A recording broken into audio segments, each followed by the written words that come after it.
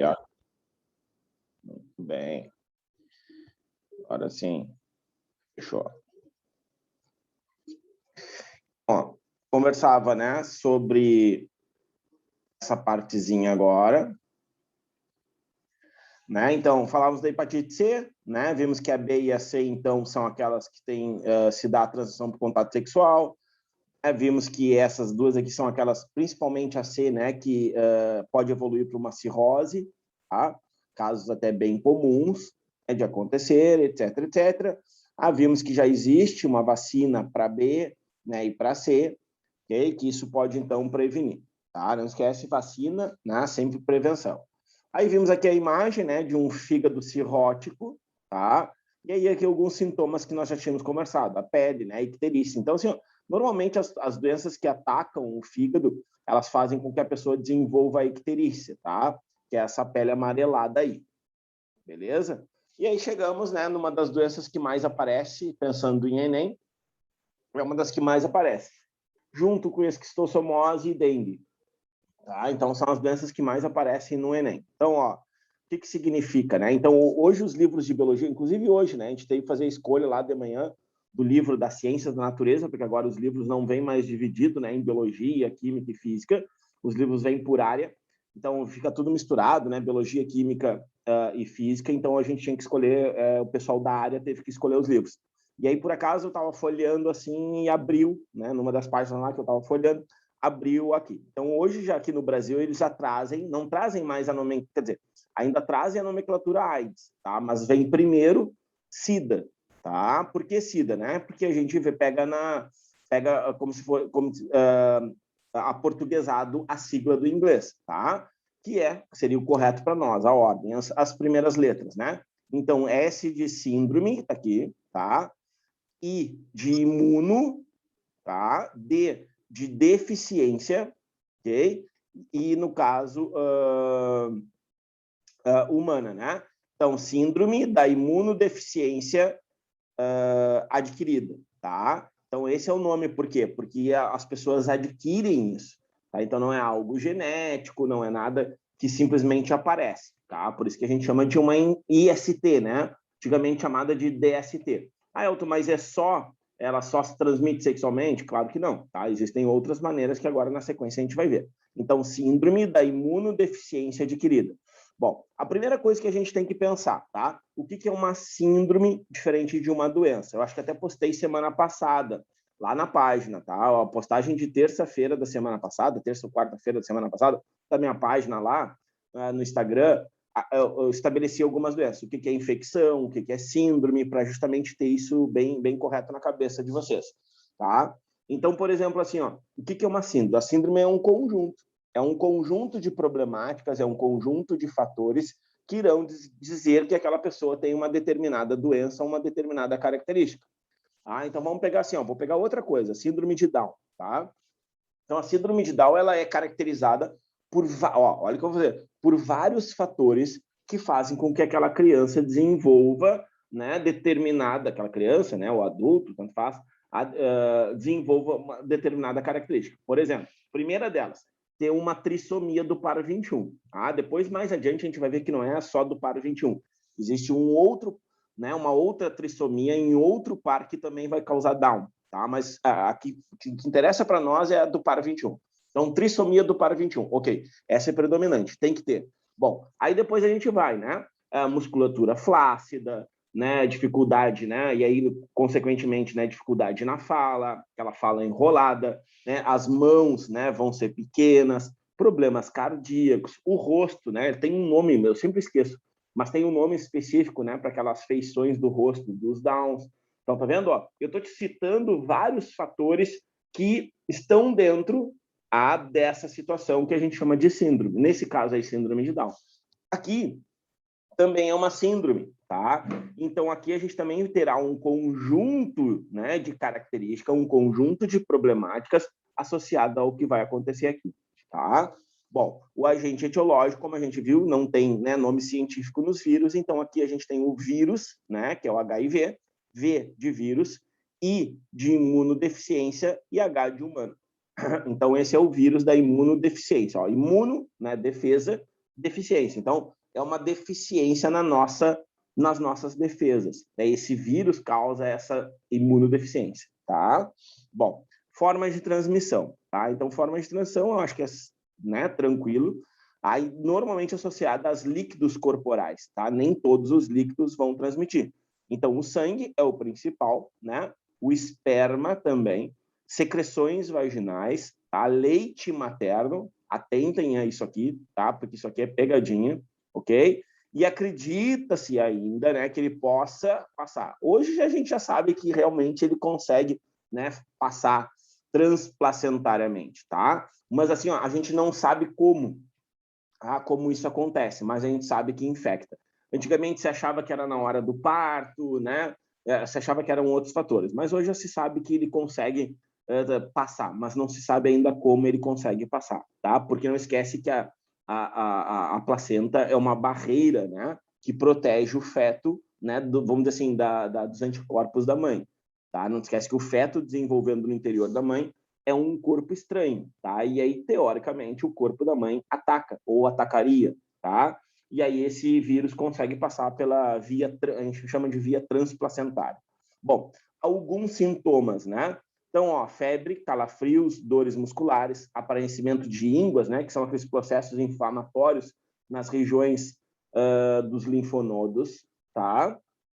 Perda de peso, tá? Não está aqui, mas a gente poderia colocar. Então, uma perda de peso muito rápida, náuseas, vômitos, manchas vermelhas espalhadas pelo corpo, né? Em alguns casos, perda de cabelo. A pessoa vai ter mais sensibilidade para outras doenças, como, por exemplo, sei lá, doenças respiratórias, como pneumonia, tuberculose, que é o que realmente mata, né, uma pessoa soro positiva.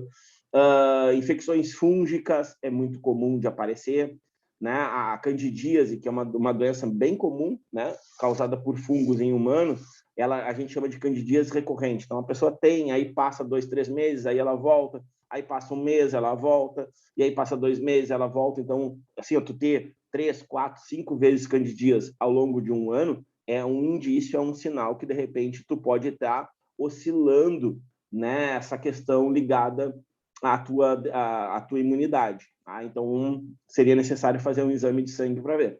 Cânceres pode se desenvolver a partir do vírus, né, estando no corpo. Então, tá vendo? Olha só a quantidade de coisa que ele pode causar. Por isso que a gente chama de síndrome, tá? Bom, tratamento, então, a gente sabe que não há cura para, né, a pessoa eliminar o vírus do corpo, ok? Mas hoje existem alguns tratamentos que fazem com que a pessoa consiga ter uma expectativa de vida prolongada. Agora, depois, na sequência, vai aparecer, por exemplo, o Cazuza. Então, década de 80, a expectativa de vida era no máximo de 4 a 6 anos. Tá? Então, a pessoa contraiu o HIV, a pessoa tinha 4 a 6 anos. Hoje, a expectativa de vida já está em mais de 20, 25 anos.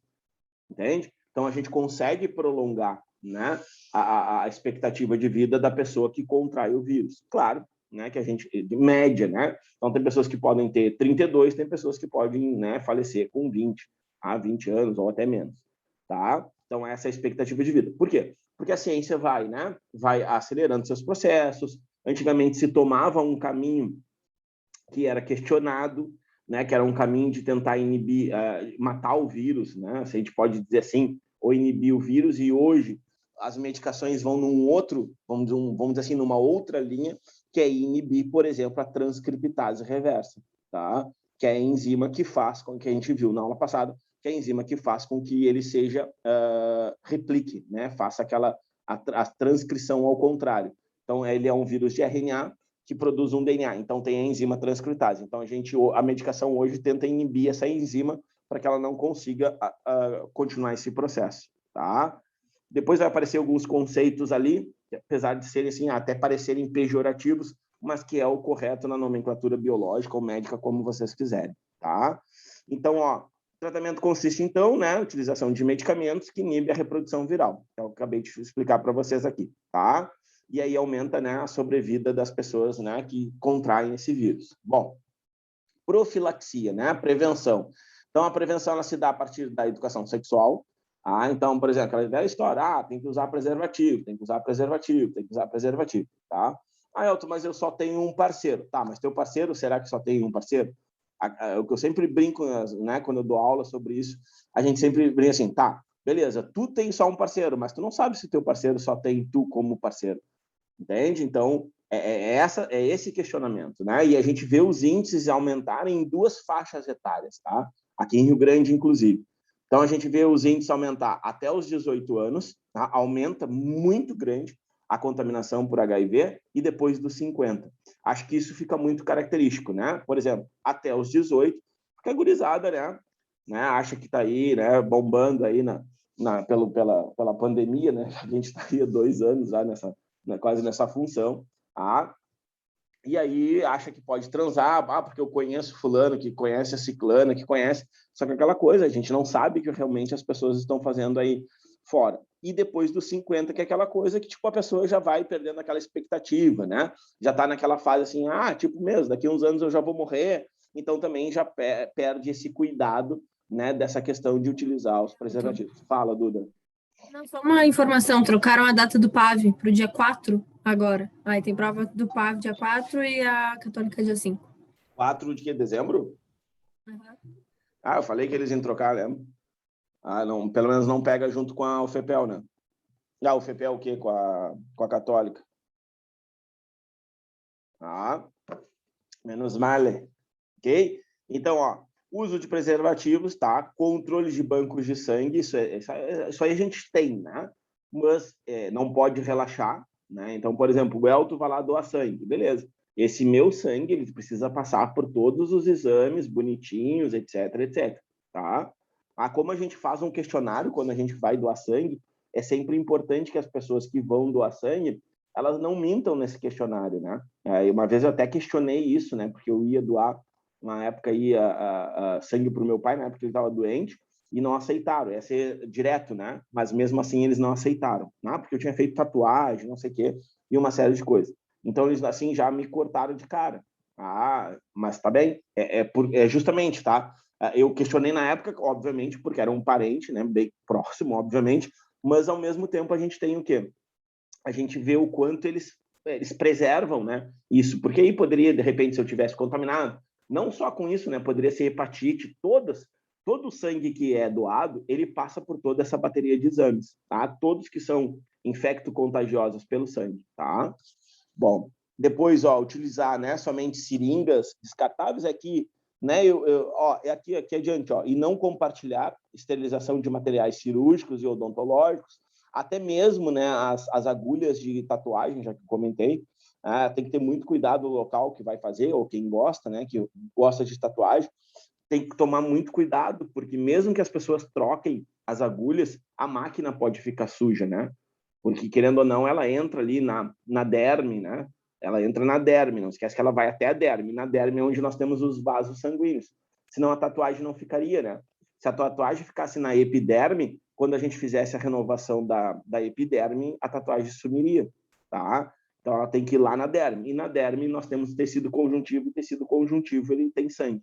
E se ele tem sangue, pode haver contaminação, tá? Então a esterilização tem que ser, né, de várias marcas. Eu uma vez estive num local, né, vendo, assim, consultando para ver preço, aonde saiu uma menina, e aí o cara simplesmente tirou a agulha, colocou a outra agulha, né, sim, assim como eu estou falando para vocês, e foi fazer a tatuagem na outra, sem passar nenhum alquinho ali.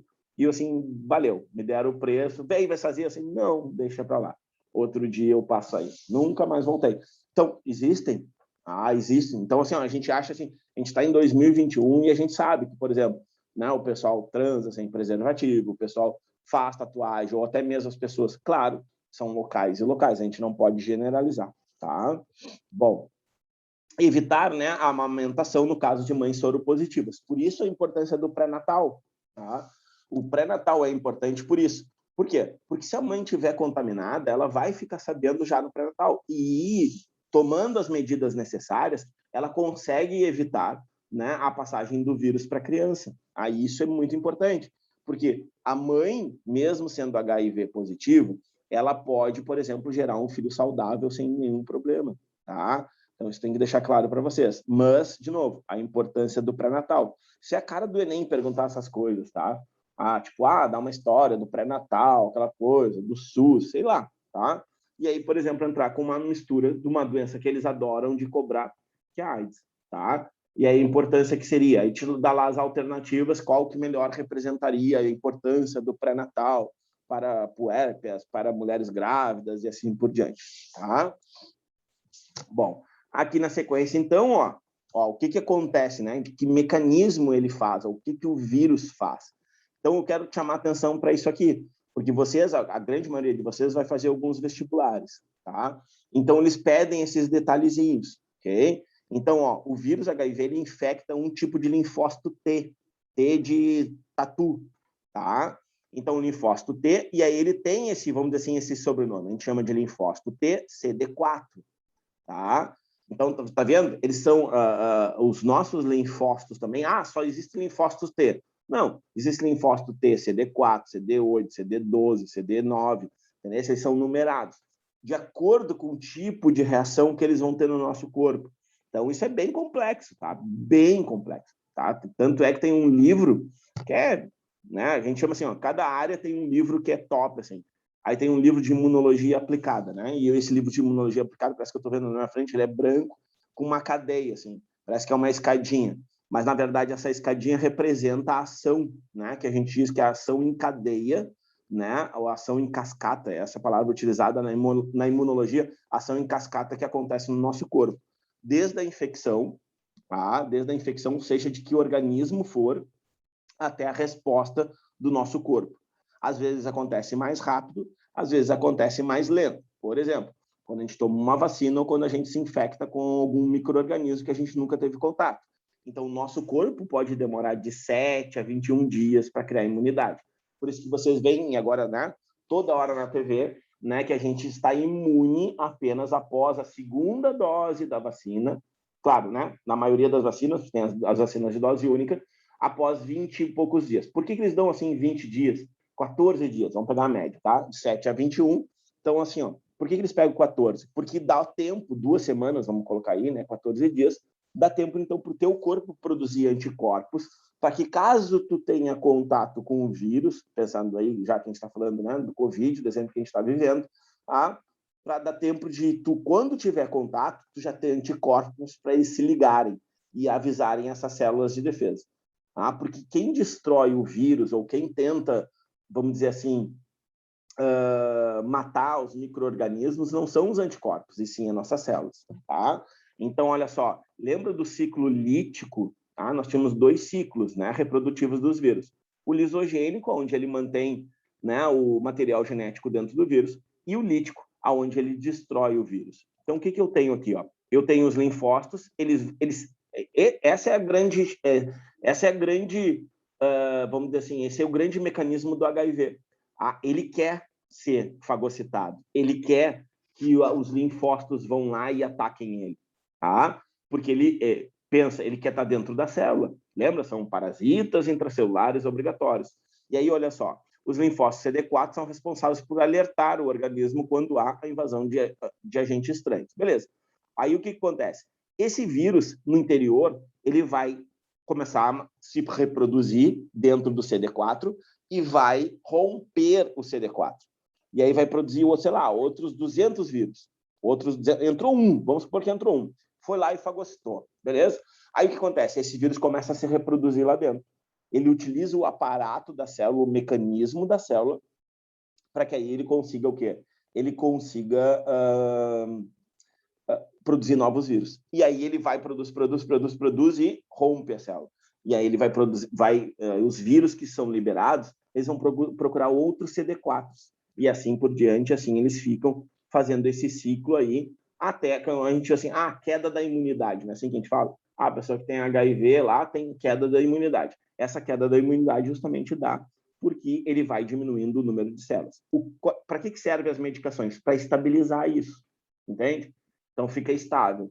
Então esse vírus, mesmo que ele se multiplique, ele não se multiplica muito. Então mantém, vamos dizer assim, a quantidade de células de defesa, ou seja, do nosso CD4, estáveis, tá? Dentro de um limite aceitável para que a pessoa não morra de outras doenças. Porque eu costumo dizer, ninguém morre de AIDS. As pessoas morrem das doenças que vêm, né, ou que se manifestam a partir dessa tua queda de imunidade. Fica claro isso? Sim ou não? É o que está aqui embaixo no terceiro item, olha só. Com a morte de células CD4, o sistema imune se torna deficiente e começa a surgir doenças oportunistas. Algumas delas eu coloquei aqui, ó, tá? Então, ó, a tuberculose, a candidíase, tá? Câncer e pneumonia. Essas são as principais, tá? As doenças respiratórias, a candidíase, a gente está acostumado com a candidíase, né? Nos genitais, mas existe uma candidíase que é uma doença por fungo chamada de candidíase sistêmica. Ela ataca, né, todos os nossos sistemas internos e vários tipos de câncer, tá? Ok? Aí, olha aqui embaixo, ó. Assim, a maioria das pessoas que adquire o vírus não morre de AIDS, mas sim de doenças oportunistas, tá? Que aproveitam, ó, vamos dizer assim, essa brecha, essa deficiência do nosso sistema imunitário para se manifestar, tá? Tuberculose, mesmo que a pessoa, ó, tenha tomado vacina, ok? Vai desenvolver igual, porque não está apta, não tem, vamos dizer assim, células suficientes para, né, caso tenha contato, controlar, tá? Aí, olha só, ao entrar, né, tá o passo a passo, tá? O passo a passo do que eu expliquei anteriormente, ó. Vírus HIV permanece escondido, tá? Lá, ó, material no cromossomo, inserido no material genético do linfócito. E dessa maneira não é detectado pelo sistema imune. Olha lá, ó, o HIV pode permanecer inativo cerca de 10 anos, aí tu imagina. Então, tu pode ter contraído, sei lá, cara, com 20 anos, tá? E ele só se manifestar lá quando tu tiver 30. Olha só que loucura isso. Tá? E isso não é só para o HIV, tá? É para vários outros também. O HPV também é assim. O HPV também funciona dessa maneira. Inclusive, o HPV pode ficar mais tempo, às vezes até 30 anos. Já tem casos, por exemplo, que se relata, né, de 30 anos ele ter ficado inativo, que a gente chama, né, de cristalizado ou adormecido no interior das células, tá? E aí depois, principalmente em vocês mulheres, causar câncer do colo do útero, tá? Bom, aí o que acontece, ó, depois aqui, ó, o que a gente vai ter? Ele não se manifesta sem ter nenhum sintoma, beleza. Aí, ó, por motivos inexplicáveis, ainda não é porque o Elton não sabe, é porque a ciência não sabe como esses vírus, não só esse, tá? Como os vírus de uma forma geral, eles se manifestam, tá? A gente não sabe mesmo. Que isso, cara? Ana Landa é louca me mandando mensagem aqui. Tem que dar um choque nela mesmo. Assistindo aula e mandando mensagem. Para, Ana Landa. Olha aqui, ó. Tá? Ai, Elton, me desculpa, mas não vou te mandar, porque senão vou me chamar de mal educada, né? Tá, olha aqui, ó, mal educado. Olha aqui, ó. Aí o que acontece, tá? O que a gente tem aqui do ciclo lítico? Aí ele começa a romper a célula, tá? Começa a destruir. E aí começa a buscar novas células, tá? Agora, olha só. Olha o que aqui. Aí que são questões de nomenclatura, tá? Eu acho que mais serve isso aí mais para o nosso dia a dia, tá? Do que propriamente para, vamos dizer assim, isso vai cair no Enem, tá? Mas não deixa de ser uma nomenclatura importante, né? Até para a gente se situar. Então, ó, todo HIV positivo ou soro positivo é aidético, tá? Então, ó, pessoas que possuem o vírus, mas não desenvolvem sintomas da AIDS, ok? Pelo fato dos vírus estarem em estado latente, ó, ciclo lisogênico, são denominados soropositivos ou HIV positivos, ok? Então, a pessoa tem o vírus, mas não tem a manifestação dele. Beleza. Depois, olha só, pessoas que são soropositivas ou HIV positivas, apesar de não manifestar nenhum sintoma, podem transmitir o vírus. Isso fica claro para vocês? Então, o Elton contraiu lá no, sei lá, eu estou com 42, vamos lá, eu contraí quando eu tinha 30. Eu, com 42, continuo não apresentando sintomas, tá? Eu continuo não tendo nenhum tipo de sintoma relacionado ao HIV, ao AIDS. Então, o que acontece? Eu posso transmitir isso? Sim. Tá? Sim. Veja bem. Então, a pessoa não está escrito na testa, olha aqui, ó. Eu não preciso estar com aquela cara de doente, eu não preciso ter emagrecido, eu não preciso ter um monte de doença correlacionada para dizer que, assim, ó, soro positivo, lá na testa do Elton, eu andar com um cartazinho lá no Bauhaus, lá, né? E aí, isso não precisa acontecer, entende? Isso não precisa acontecer. Então, assim, ó, o que eu chamo a atenção para vocês? Não está escrito em quem tem e quem não tem, a não ser que a pessoa te apresente lá o exame, tá? Então, elas podem transmitir, sim, mesmo não tendo sintomas. Ó, são chamados apenas de aidéticos, aí eu falei, né, parece pejorativo, né, mas é o nome correto, tá? Aqueles pacientes que já apresentaram algum sintoma, ó, febres, calafrios, dores musculares, aparecimentos de ínguas, náuseas, vômitos. Também sintomas de doenças oportunistas. Por exemplo, ter uma pneumonia recorrente, a candidíase, aquela que eu falei para vocês, recorrente, vai e volta, né? Aparece, some e assim por diante. Então, olha só, isso aqui eu sei que é meio antiguinho, tá? Mas serve para a gente pensar algumas coisas, ok? Isso aqui, por exemplo, poderia aparecer na prova de geografia, bem assim, tá? Porque aí entraria na geografia política, tá? Mas eu quero só que vocês pensem em cima da questão, ok? Então, ó, 40 milhões de pessoas vivem com HIV. Mas isso, olha aqui, olha a data, tá? Mas eu gosto disso justamente por isso. Olha aqui, ó, 2003. Então, aí já são quase 20 anos, mas não tem problema. Mas vamos lá. Continua, tá? Continua, os locais continuam mais ou menos proporcionais, tá?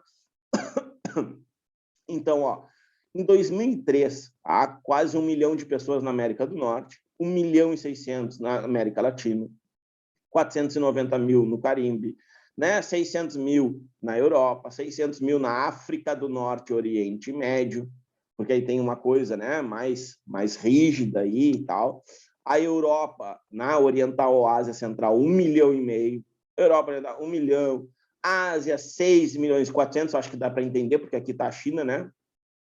E aí tem muita quantidade de gente, mas olha agora aqui, ó. Olha a África. A Austrália e Nova Zelândia, não preciso nem comentar. Agora, olha a África. Tá? 26 milhões. Isso era em 2003. Tá? Estima-se que hoje isso está em torno de 60 milhões. Tá? 60 milhões. Então, só para... Ainda pesquisei hoje pela manhã, tá? Porque eu estava dando aula, por acaso, disso aí também no colégio da manhã. Então, aí eu busquei ali, tipo assim, estima-se que hoje a África, como um todo, aí juntando toda a África, tá? Toda a África tenha 60 milhões de pessoas. Vamos lá, vamos tentar entender por quê, tá? Por quê? Por que a África tem o maior número de casos? Ah, porque foi de lá que surgiu. Ah, porque foi de lá que não sei o quê. Ah, não tem nada a ver com isso. Tem a ver, sim, com uma condição socioeconômica, tá? Ah, quer dizer que rico não pega? Não, rico pega. Olha a América do Norte.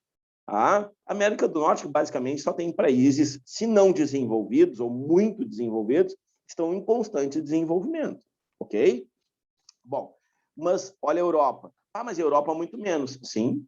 Aí são questões culturais, por isso que eu falei também aqui, ó, da África do Norte, né, e do Oriente Médio. Tem as questões culturais que misturam. Olha por que eu falei da geografia política. Mas aqui a gente tem o quê? Uma pobreza muito grande.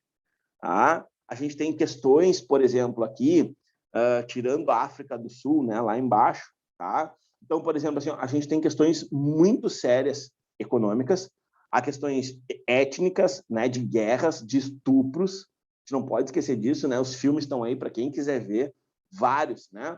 Um que é característico, o Hotel Uganda, acho que vocês, se não viram, vale a pena, foi, inclusive, indicado ao Oscar, alguns anos atrás. Ele trata, né, disso, né, do que acontece com os povos que são diferentes, né, e principalmente com as mulheres e crianças, tá? Então, eles estupram as mulheres de uma tribo diferente ou de uma etnia diferente para que eles tenham filhos de, por exemplo, da minha etnia, tá? Para que elas não tenham filhos da etnia delas, entende? Então, o bagulho é meio...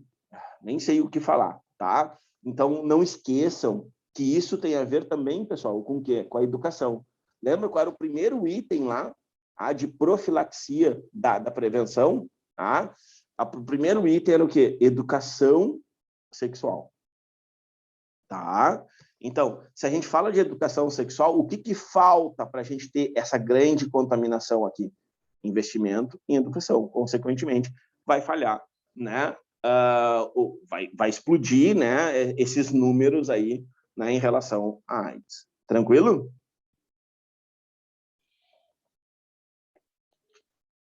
Aqui alguns exemplos, né, de como acontece, né, ou como a expressão das pessoas fica, a modificação. Então, crianças, né, pessoas adultas, obviamente desnutridas em questões bem além, vamos dizer assim, à margem, né, do desenvolvimento econômico, do desenvolvimento das questões de distribuição de renda, então elas estão lá fora. Ao mesmo tempo, nós temos aqui, eu gosto sempre de colocar, né, o Cazuza, para quem não conhece a história dele, também tem um filme dele, onde trata, né, só da parte, vamos dizer assim, não sei se gloriosa, mas trata só de uma, vamos dizer assim, de uma parte aonde ele tinha, como é que eu vou dizer isso, cara? Ele tinha a parte legal, tá? A parte legal, a parte da festeiro, a parte muito louca, mas também não trazia a parte, né, uma outra parte aí dele que, para quem gosta de ler, né, tem vários livros que falam sobre isso. Então, isso também traz que pessoas do alto escalão, porque ele era extremamente rico, né, inclusive os pais dele levaram ele para os Estados Unidos, né, para fazer o tratamento nos Estados Unidos. E só para vocês terem ideia, naquela época ele foi um dos primeiros a tomar o AZT, que foi o primeiro coquetel que apareceu para o controle do HIV, tá? E eu não me lembro, eu acho que ele, depois que ele descobriu, ele chegou a viver, eu acho que mais 6 anos, 5 anos, foi uma coisa assim. E vários outros casos, né? A gente tem, por exemplo, Fred Mercury, que tem um filme também que é muito massa de legal. Muito massa de legal é bom, né? Porque eu particularmente sou muito fã do Queen, né? Eu gosto, né? E aí traz toda uma contextualização de estilo de vida. Olha só, cara, toma cuidado quando aparecer essa questão falando de estilo de vida. Isso já veio no Enem. Que eles abordando assim, o estilo de vida faz com que não sei o quê. Parece que é uma crítica, né? E tá? Segundo a ONU, tá? Segundo a ONU, né? Você sabe o que é a ONU, né? Organizações das Nações Unidas. Bom, a ONU diz que, por exemplo, assim, em termos de saúde, aí no caso a OMS, que é dentro da ONU, Organização Mundial de Saúde. A OMS, ela trata, por exemplo, assim, pessoas que têm mais de 2 parceiros no ano, elas são consideradas pessoas de risco, tá?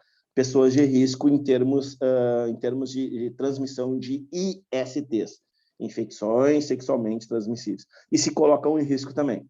Então, tá vendo que tem a ver com o comportamento, né? Essa questão de doença. Elton, mas eu tive 20 parceiros no ano. 24, para ser 2 por mês, tá? Então, eu tive 24 parceiros no ano, mas eu utilizei preservativos. Mesmo assim, eles vão te considerar uma pessoa de risco. Tá? Mas eu usei camisinha feminina, usei isso, sei que não pode usar tudo junto, mas tudo bem. Não tem problema. Vai te considerar uma pessoa de risco. Tendo mais de 2 parceiros, então, por ano, já te coloca e coloca os outros em risco. Tá bem? Bom, né? Então, aqui, passamos por uma outra doença. Olha, toma cuidado com essa, tá?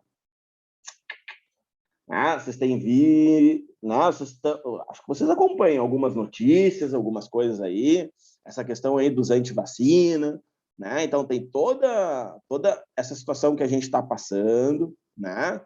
Então, a gente tem que ter muito cuidado com isso, tá? Por quê? Porque o sarampo é uma doença que voltou, né? Ela estava erradicada no Brasil. Ou seja, ela não existia no Brasil. Tá bem? Mas por que ela voltou? Porque as pessoas estão negando, né, as vacinas de uma forma geral. Tá? E a gente tem que ter muito cuidado com isso. Tá? Porque o sarampo mata, principalmente crianças. Tá? Então, olha lá. Vírus do sarampo, transmissão via aérea, né? Então, a questão é transmissível. Nada impede desse vírus sofrer mutações e ser mais letal. Tá? Com o objetivo de contaminados com o vírus. Beleza. Febre alta, tosse seca, e aparecimento de manchas vermelhas no corpo. Tratamento, né? Não possui. Geralmente o sistema imune consegue eliminar o vírus. Elton, mas tu acabou de falar que ela mata. Pois é.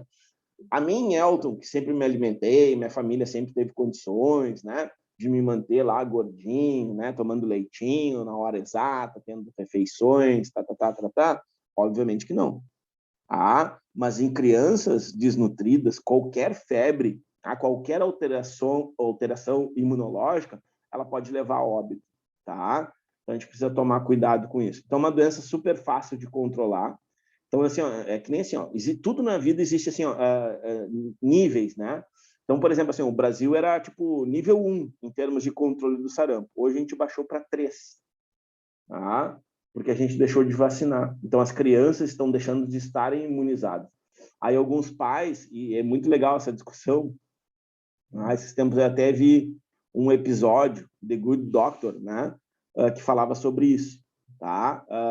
Mas o meu filho não pega doenças. Beleza, ele não pega doença porque está cercado de crianças que estão imunizadas. Então, essas crianças, elas não contraem, consequentemente, não transmitem, tá? Então, a gente tem que ter muito cuidado com isso. E, olha, isso é uma coisa muito legal de aparecer em... Olha, é babau. Não é mentira. Olha, que babado, né? Tá louco? Muito legal de aparecer em redações, porque é um tema baita polêmica. E na prova de biologia, se eu fosse lá o organizador, lá o computador, eu escolheria uma questão que deve ter lá, que não é possível. Deve ter alguma coisa falando de vacinas. Prós e contras. Porque, assim, qual é o contra? Tem contra? Sempre tem. Por exemplo, reações adversas. Entende? Todo mundo sabe que tem. Todo mundo já ouviu alguém que tomou a vacina aí do Covid, e teve dor no braço, teve febre, teve dor no corpo. Tá bem, cara, faz parte. Quando vocês tomaram a tríplice, aqui, ó. Quando vocês tomaram essa aqui, ó, lá quando eram pequenininhos, ok? Vocês tiveram febre. Provavelmente os pais de vocês passaram a noite toda acordada com vocês com febre. Ponto. Isso não é uma novidade agora do coronga, né? Não é de agora. Isso sempre foi assim. Cara, quando nasce dente em criança, dá febre, porque cria uma inflamação naquela região, tá? Então, tu acha que, por exemplo, tu colocar 3 vírus, olha só, hein? 3 vírus, tá? Colocar 3 vírus dentro do corpo de uma criança que está, né, desenvolvendo ainda seu sistema imunológico, tu acha que não vai dar febre? Claro que vai. Entende? Tu acha que as pessoas tomando uma vacina, como essas aí que estão dando, né? Independente que marca seja, tu acha que não vai mandar uma reação de um vírus que, de repente, tu nunca teve contato? Claro que vai. Entendeu? Mas tu prefere que tenha uma reação ou tu prefere, por exemplo, ser entubado, né, e morrer? São essas questões aí que a gente tem que colocar, tá? Então, profilaxia é a vacinação. É a vacinação e ponto final, tá? Vamos lá. Aqui algumas imagens, né, de crianças com sarampo, ok? É um vírus capsulado, até tem em cima, capsulado é aquele vírus, né, que apresenta uma estrutura externa a ele, que faz com que ele passe, né, às vezes desapercebido pelo nosso sistema imunológico, tá? Catapora, olha aí, né, o varicela, que a gente já conversou também, eu acho que a gente, não sei se foi aqui que eu falei sobre isso. Então, acho que até a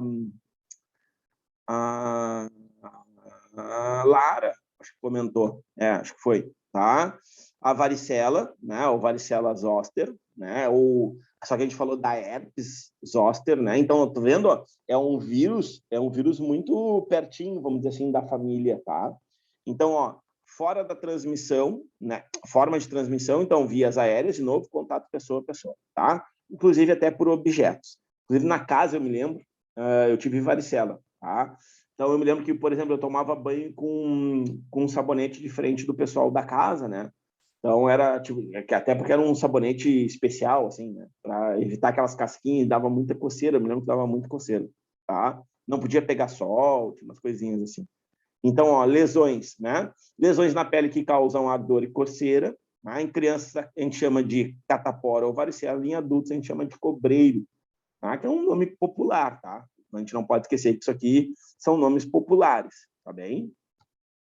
Tratamento também não possui, no máximo, o que a gente controla? É a febre, tá? A febre que vai dar na criança, né? Controla a febre, legal, vai passar ali, às vezes, 14 dias, eu me lembro que, acho que eu passei, foi por aí, uns 14, 20 dias em casa, né? Até porque não podia ir para o colégio para não passar para as pessoas, né? Profilaxia, vacinação na infância. Aí evitar contato com pessoas contaminadas. Aí tu vai me perguntar, Elton, tu não tomou vacina? Tomei, e mesmo assim peguei. Tá vendo? Como são as coisas? Então quer dizer, existe a possibilidade de não funcionar? Claro que sim. A gente está vendo aí pessoas que, inclusive, estão tomando já as 2 doses, ou aquela de dose única, e que estão desenvolvendo, mas os sintomas são mais leves. Eu, por exemplo, não tive febre, mas tive todas as manchas no corpo. Tá? Então, é só assim, eu me lembro agora, né? Me lembro que tinha umas manchinhas até nas costas, assim, porque, óbvio, né? É óbvio que eu ia pegar sol. Tá? Então, a catapora ou a varicela, né? As crianças, normalmente crianças, né? Adultos é muito difícil. Também, um vírus capsulado, um vírus que vai ter, né, uma cápsula. Eu preciso decorar quem são os vírus capsulados ou não? Claro que não, tá? Mas te lembra que toda vez que aparecer falarem de um vírus capsulado, é um vírus que tem uma estrutura externa àquilo que ele já tem de proteína, tá? Que normalmente é lipídica, tá? Que aí facilita passar, vamos dizer assim, desapercebido pelo sistema imunológico, tá bem? Raiva. Eu adoro essa doença, mas ela é difícil aparecer. Eu nem sei se tem questões na apostila de vocês de raiva. Tá? Eu acho que só de raiva de vocês de fazer os exercícios. Tá? Mas a questão de vestibular, assim, difícil aparece. Tá? Então, ó, vírus da raiva, forma de transmissão, contato, né, com a saliva de animais, obviamente, contaminados. Tá? Bom, ambiente urbano, cães e gatos são os vetores. Ambiente rural, os morcegos hematófagos, né? Hematófagos, aqueles que infectam, que se alimentam de sangue, tá? De novo, nas cidades, vejam bem, nas cidades nós não temos morcegos hematófagos, morcegos que se alimentam de sangue.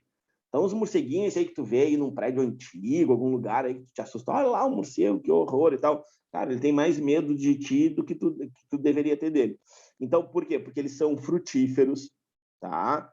Eles se alimentam de néctar, eles se alimentam de pólen, tá? Menos de sangue, tá bem? Menos de sangue.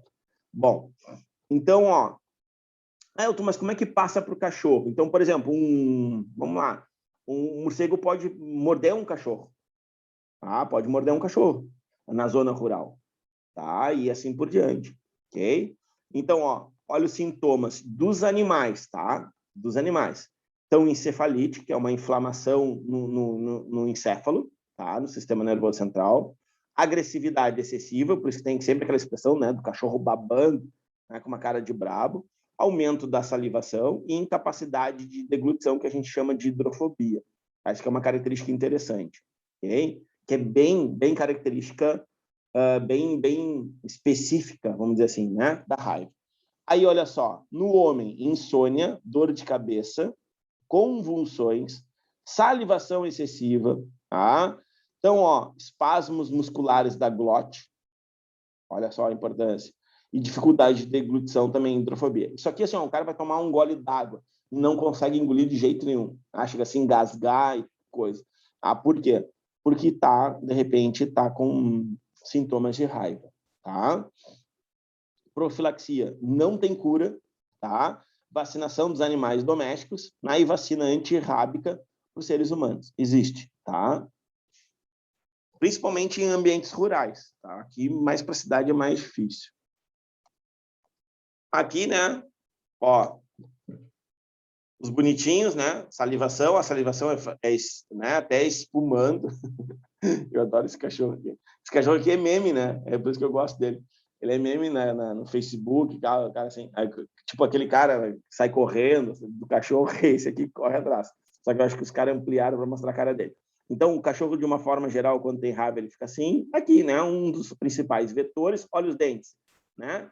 Não esquece que isso aqui é um mamífero como nós, tá? Então, se é um mamífero como nós, que dente é esse aqui? Que dente é esse aqui? Caninos, né? Então, ele tem os caninos desenvolvidos. Então, ele vai morder, obviamente, dali vai sangrar. Feio, Elton. Horrível. Cara, mas tu sabe que assim, tinha um colega meu que trabalhava com isso na faculdade, ele trabalhava com morcegos. Só que eles são realmente feios. Aí, por exemplo, no meu apartamento que eu morava, em Pelotas, sabe aquelas cortinas que tu puxa assim, ela enrosca em cima e depois tu tira assim, ela embaixo, assim? Eles tinham um ninho lá em cima. Ninho. E aí eles quando eles faziam, defecavam, obviamente, caía vários cocôzinhos assim para dentro do apartamento. Então, a gente tá sempre limpando. Aí eu falei, cara, não aguento mais, porque os bichos de noite se enlouquecem, né? Porque eles saem à noite, eles são animais noturnos. Por quê? Porque eles são atraídos normalmente por plantas brancas, né? Flores brancas, então, né? Que eles não são atraídos pelo colorido, até porque eles enxergam muito mal, diga-se de passagem, né? Então, acho que dá para entender por quê. Só tu olhar os olhinhos deles ali, né? Eles não são mamíferos como nós. Bom, aí o que acontece? Aí ele falou, cara, a única coisa que tu pode fazer ali é abrir a caixa, só que assim, ó, vocês não têm ideia, devia ter sem mentira nenhuma, acho que uns 50, 60. E eles são pequenininhos, né? Eles parecem uns hamster, só que o que é grande neles são as asas, né? E aí eu paguei uns caras lá para tirar, assim, e tirar. Aí, cara, passou assim, aí eu fiquei mais, eu acho que 6 meses naquele apartamento ali, que era alugado, e eles começaram a aparecer lá de novo. Não, mas falei, cara, você não pode matar. Aí um dia eu sempre deixava a janela aberta e um entrou para dentro do meu quarto, né? Porque era na janela do meu quarto. E aí, cara, eu não sabia o que fazer. Aí eu fechei a porta e dormi na sala, deixei ele lá. Eu sei que ele conseguiu sair depois. Tá? Então, é porque assim, ó, como ele emite um som, né? Um som que nós não captamos, né? Isso é bom, é tipo sonar, né? Vocês devem aprender isso na física. As baleias também fazem isso, né? Elas emitem aquele som, aquele a gente consegue captar por sonares, né? Ele bate no solo e volta, né? Nas orelhinhas delas. Então, elas têm noção de que distância elas estão do fundo e que profundidade tem. Assim como se tem um obstáculo na frente. Serve para os golfinhos. Por isso que às vezes tu vê assim, ó, uma baleia, as baleias encalharam numa praia lá na Austrália, sei lá, tô chutando aqui. E aí tu vê assim, como é que elas encalharam, né? Sei lá, estavam se alimentando. Não, porque aí assim ela vai emitindo e aí tem uma que vamos dizer assim, que leva o grupo, né? E essa que leva o grupo, de repente, sabe o que mais causa isso? As otite, as inflamações nas orelhas. Tá? E aí o que acontece? Ela não consegue perceber o sinal de volta. Então, o que ela está pensando? Bom, está profundo, está profundo, está profundo, está profundo. E aí vem todas aquela velocidade que elas vêm e aí encalham e ficam encalhadas. É isso que acontece. As pessoas... Entende? É como um sonar, por exemplo, de submarino, entende? Aí são as ondas, a propagação, aquelas coisas que vocês veem lá na física. Acho que até aquele dia a gente conversou sobre frequência e tal. Acho que funciona mais ou menos por aí, tá? Eles têm isso. E aí dentro de um quarto, né? Não era grande, apartamento de um quarto, que eu alugava lá em Pelotas. Então, quer dizer, aí eu entrei ali com ele e tentei pegar ele com uma vassoura, assim, com uma pazinha para, né, jogar ele para a rua, só que ele se debatia. E aí eu, vai se machucar, vai morrer. Dormi na sala. Pronto. Resolvi o problema, pelo menos em parte, tá? Bom, aí aqui, ó, uma questão, né, mais séria, porque aí, olha a situação, a pessoa começa a ter muita salivação, né, então aqui já atingiu o sistema nervoso, e aqui a hidrofobia, né, que é essa questão ligada a não conseguir, né, fazer esse fenômeno da deglutição, tá?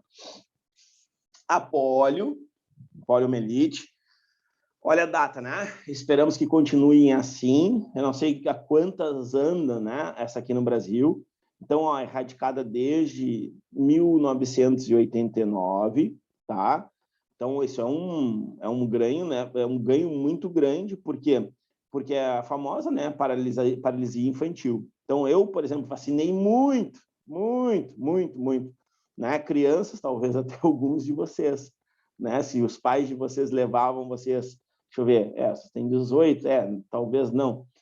Talvez uns pouquinho mais velhos que vocês ali, uns colegas de vocês de 24, ali, 20 e poucos anos, provavelmente eu tenha vacinado. Por quê, pessoal? Porque essa vacina a gente dava nos postos, vou fazer uma propaganda, né? Nos postos Ipiranga. E eu era do grupo escoteiro Ipiranga. Então a gente auxiliava nesse tipo de vacina, que é aquela da gotinha. Por isso que dali que surgiu o Zé Gotinha, né? Que hoje é utilizado para outras coisas. Mas tá bem. Então, o Zé Gotinha, nós ia lá, se fantasiava, inclusive, de vez em quando tinha anos de campanha que era eu. Então, só para vocês terem ideia, eu participei de 12 campanhas de vacinação. Então, todos os anos nós ia lá contando aí quantas crianças vacinavam, de quanta idade, não sei o que, para ter o controle, mandava depois o pessoal da prefeitura recolhia e a gente ia embora para casa feliz, porque fez a boa ação. Eu vou para o céu, um dia eu acho que eu ainda vou para o céu. Ok? Então, ó, o poliovírus, né, ou o vírus da paralisia infantil, ingestão de água e alimentos contaminados com vírus de contato de pessoa. Então, se ela não existe, a gente tem que manter esse vírus não existindo, né? Outros países existem, então por isso que tem que se vacinar todos. Mas não existe mais no Brasil, não precisa mais vacinar as crianças. Não, entende? Porque em outros países existem. Se em outros países existem e existe esse contato, né, com Chile, com Colômbia, Venezuela, Estados Unidos, Canadá, Europa, etc., a África e tal, a gente tem que continuar vacinando as nossas crianças para que essa doença não volte no nosso país, tá? É por isso que tem que se vacinar. Então, ó, o vírus atinge o sistema nervoso, aonde se multiplica e pode levar à destruição dos neurônios motores. Olha a gravidade disso, tá? E aí levando à paralisia de membros, principalmente os membros inferiores, mas pode acontecer em outros, tá? Tratamento não possui, ok? Não tem o que fazer depois que contrai, tá? como aqui a profilaxia não possui cura. Mas existe o quê? A vacina, tá? Chamada de Sabin e Salk. Tá? É ruim, mas é legal. Então, ó o Elton. Pena não ter mais as fotos antigonas assim do escoteiro. Olha aqui, ó. Então, as 3 gotinhas, por isso, de novo, surgiu o Zé Gotinha no Brasil, surgiu por causa dessa aí. Tem que tomar gotinha, tem que tomar gotinha, tem que tomar gotinha. É isso aí. Então, ó, algumas deformações também podem causar, porque não esquece, né? O sistema motor vai coordenar a musculação, e a musculação também vai dar, vamos dizer assim, uma força, né? Para o nosso sistema ósseo, sistema ósseo-muscular, né? Ou locomotor, como quiser. E aqui, como ficavam as crianças antigamente, tá? Então, tinham que utilizar essas estruturas, né, de ferro ao redor das pernas, né, para manter a criança em pé. Aqui, de novo, ó, aqui mais recente, tá? E aqui, crianças que, olha a musculatura, né? Porque não consegue contrair, é como se atrofiasse. Não, atrofia a musculatura. Então, a musculatura fica muito fina, tá? Fica muito fina. E ficando muito fina, obviamente, ela não consegue se sustentar firmemente, tá? Dengue. Ó, uma das que mais cai, ok? Essa não tem como errar. Por favor, tá?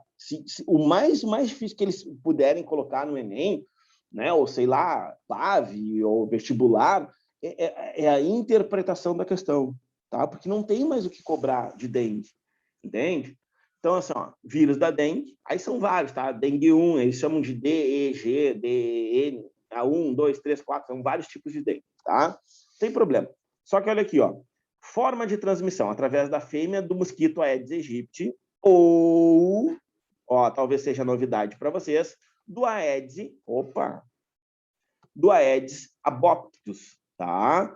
Então, existem outros vetores. É comum? Não, não é comum. Por isso que a gente só fala do Aedes. Toda a tua vida, provavelmente, só escutou falar do Aedes, tá? Tudo é culpa do Aedes, coitado. Tá bem? E não esquece, não sei se vai aparecer aqui embaixo, é a fêmea do... tá aqui, a fêmea do Aedes, ok? Então, ó, sintomas, dores lombares, tonteiras, desmaios, febre aguda, febre bem alta, né? Dores nas articulações, se quiserem colocar aí. E aí, em casos mais graves, olha aqui, ó, botei aqui dentro do quadrinho, casos mais graves pode acontecer hemorragias, tá? Então, além dos sintomas de cima, né? Coloquei aqui. Então, vai se rompendo. E essa aqui que a gente chama de dengue hemorrágica, que é a dengue que mata. Essa outra pode causar danos, né? Por causa da febre muito alta, ok? E a febre muito alta vai fazer com que aquela pessoa deixe de funcionar, vamos dizer assim, direitinho. E aí pode causar, principalmente crianças, o quê? Convulsões, tá? E aí pode causar danos neurológicos. Mas tá vendo que é uma coisa, não é a dengue que causa isso, e sim a febre, tá? Tem que ficar claro isso para vocês. Então, ó, isso é uma questão interpretativa. A dengue causa danos neurológicos. Não, a dengue causa febre e a febre alta pode causar danos neurológicos. Percebe isso?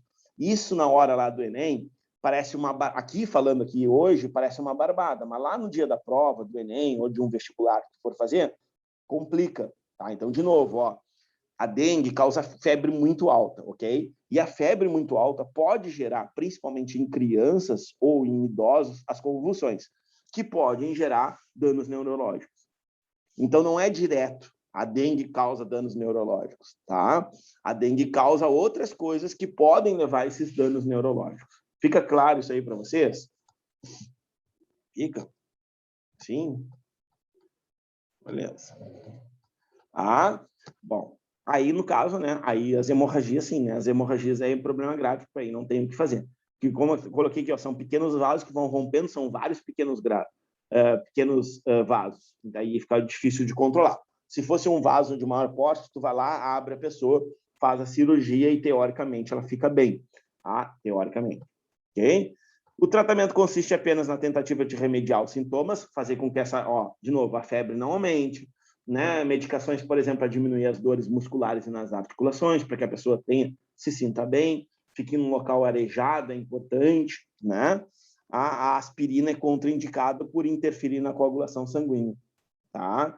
Então, por exemplo, assim, ó, a gente precisa que ela, né, resolva. Tanto é que, assim, ó, em casos de suspeita, pode ver todas as medicações, em caso, depois que dá ali a propaganda de um tipo de medicamento, principalmente para gripe, Aí vem depois aquela imagem, assim, normalmente é uma tela azul, né? Em casos de suspeitas de dengue, consultar o médico. Já viram isso?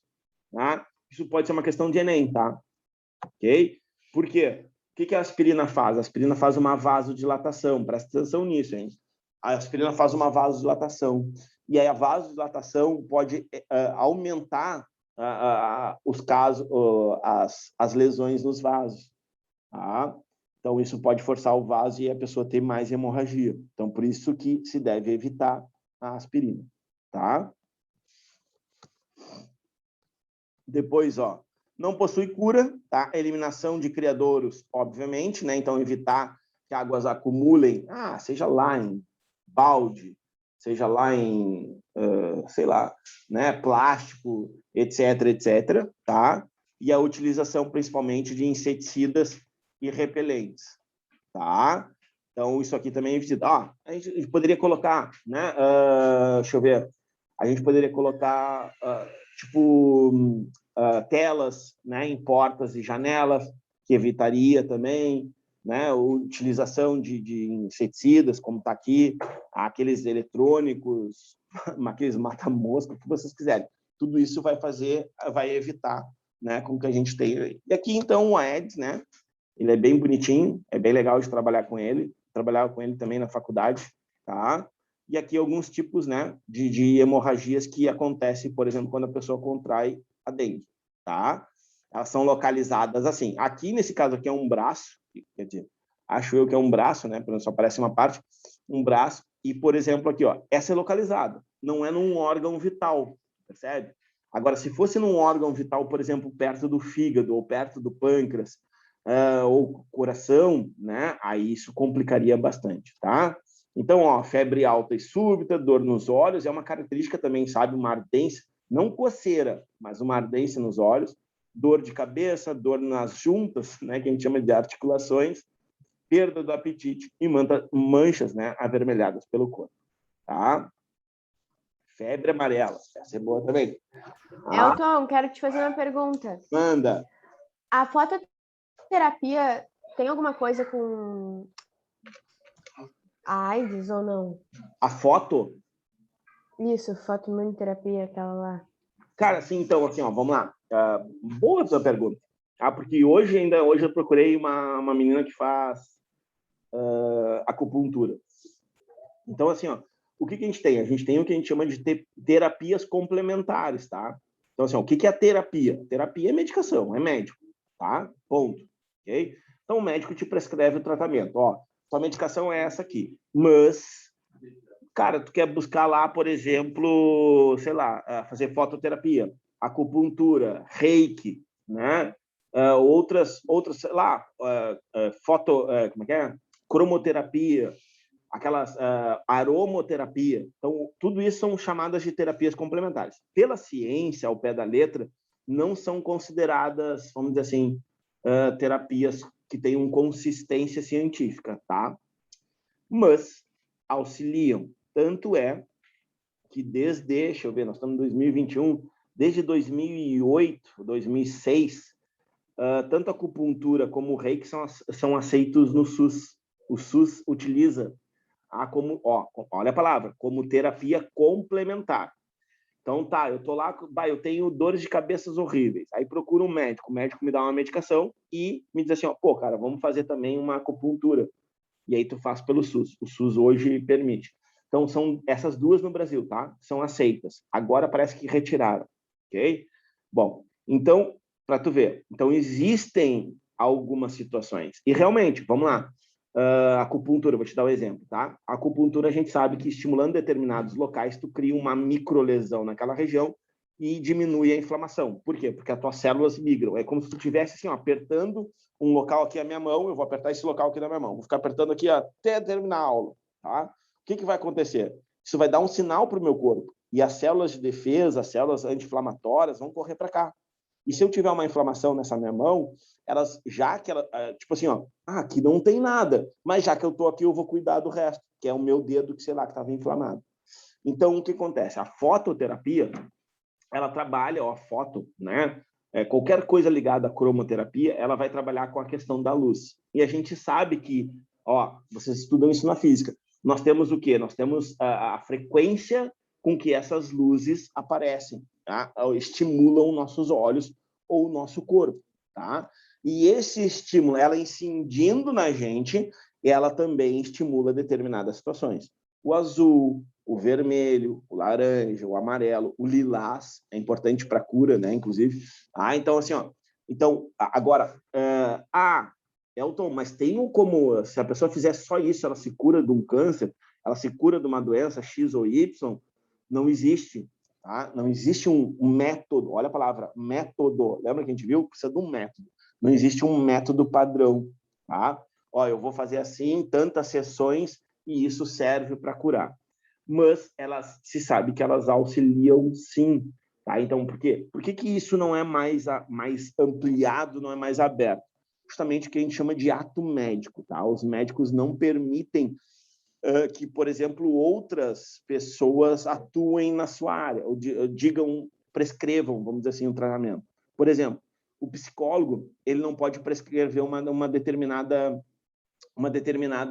receita, entende? Só se for natural. Aí, de novo, por que natural pode e medicação química não pode? Porque o natural também não é aceito pela medicina, tá? Só a parte química. Bom, a gente poderia discutir aqui, né, se existem pressões. Ô, Elton, tipo assim, olha o que o Enem botou, né? Sim. Eles falaram sobre câncer e tinha lá na alternativa quimioterapia. E muita gente marcou. Sim. Aí, tipo, falava sobre luz, mas eles falavam mais do câncer no Enem passado. Sim. Aí eu fiquei com dúvida por causa disso. Qual era a resposta correta? Não, é o segundo Enem que já cai sobre isso, sobre fototerapia. Tá, e aí Segundo. Qual era a resposta correta, tu lembra? Era essa daí da fotoimunoterapia, isso daí. Tá, aí tu tem que ver por causa Não era quimioterapia. mas tinha uma imagem, não tinha uma imagem? Tinha uma imagem. Tá, e aí na imagem, olha só, aí é que tá, aí de novo, ó, aí tu tem que pegar ali a interpretação daquela imagem. Então, eu acho que era um gráfico, assim, né? E naquela imagem ali tinha o quê? Tinha os fatores ali que elevavam, estimulavam ou deixavam de estimular as células, ou inibiam as células. Então, dentro daquele contexto, daquele gráfico, tu tinha que interpretar aquele gráfico para poder responder. Claro que o mais óbvio seria o quê? Bom, falou em câncer, a gente fala em quimioterapia ou radioterapia, né? Que são os tratamentos mais utilizados, além da questão medicamentosa. Mas, por exemplo, assim, ó, a gente tinha ali que interpretar aquele gráfico para conseguir responder isso aí, tá? Agora entendi o porquê da pergunta. Mas para tudo, sabe? Para tudo, por exemplo, assim, ó, tem gente que, por exemplo, busca...